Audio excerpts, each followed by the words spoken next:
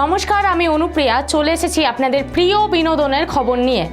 হানি সিং মানেই একের পর এক মন কাড়া গান, যা একটা সময় মাতিয়ে রেখেছে দর্শকের মন। আজও তার গানে সকলেই মুগ্ধ। নিজের অস্তিত্ব টিকিয়ে রাখতে এমনিতেই হিমশিম খেয়েছেন বারবার তিনি। হঠাৎই কোথাও যেন হারিয়ে গিয়েছেন তিনি। তবে একটি কনসার্টে এসে তিনি জানিয়েছেন শুধুমাত্র কিছু আসক্তির কারণেই নিজের কেরিয়ারের কত বড় সর্বনাশ করেছেন তিনি। दारू पी लो जितनी पीनी है, चरस गाना मत करना बस, ठीक है। एंजॉयमेंट के लिए गाना चला देते हैं। चलो हर हर महादेव। জনপ্রিয় গায়ক ও র্যাপার ইয়ো হানি সিং এর কেরিয়ার হঠাৎই করেই নিজের জীবন যন্ত্রণায় ডুবে যান।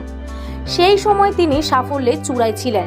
এখন আবারও নিজের অস্তিত্ব টিকিয়ে রাখতে হিমশিম খাচ্ছেন তিনি।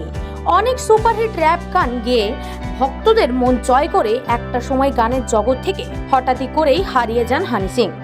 পারিবারিক সমস্যা ও মাদকের কারণে নিখোঁজ হন হানি সিং। আর শক্তির কারণে সাফল্যের চূড়া থেকে সরাসরি পড়ে যান তিনি। সম্প্রতি একটি কনসার্টের সময় ভক্তদের একটি পরামর্শও দিয়েছে। সেই সময় ইয়ো হানি সিং হঠাৎই ভক্তদের পরামর্শ দিয়ে বলেন, দয়া করে গাঁজা খাবেন না। এই নেশার কারণে আমার জীবনের 5 বছর নষ্ট হয়ে গিয়েছে। যত খুশি মদ পান করুন, কিন্তু গাঁজা খাবেন না। আমার জীবন নষ্ট হয়ে গিয়েছে। হৃদয়ের গভীর থেকে ভক্তদের এই পরামর্শ দিয়েছেন হানি সিং। হানি সিং এর বক্তব্য থেকে বোঝা যায় যে তিনি জানেন যে গাঁজা তার জীবন নষ্ট করে দিয়েছে।